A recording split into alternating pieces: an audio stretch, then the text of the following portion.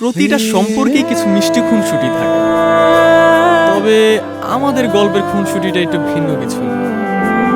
আমার পছন্দ চটপটি আর তার পছন্দ ফুচকা।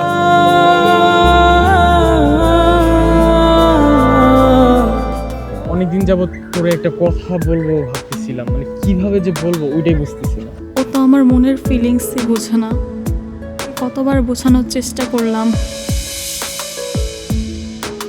যে না চেহারা নাম রাখতে পেয়ারা, যে ছেলেদের বলছে তাদের মতো, ওরা আসলে রুচিতে সমস্যা। তুই আকাশের চাঁদের মতো সুন্দর, তুই কিন্তু আকাশের চাঁদের মতো সুন্দর না, তুই আকাশের চাঁদ তোর মতো সুন্দর।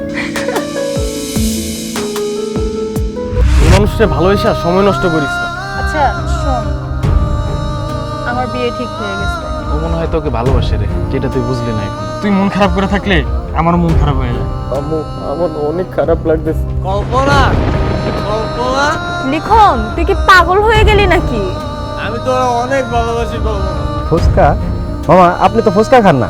আমি যে তোকে বলছিলাম যে কেউ তোকে কখনো ভালোবাসবে না, এটা তো আমি তোর উপর অভিমান করে বলছিলাম। এই দেখ আমি তোকে কত ভালোবাসি।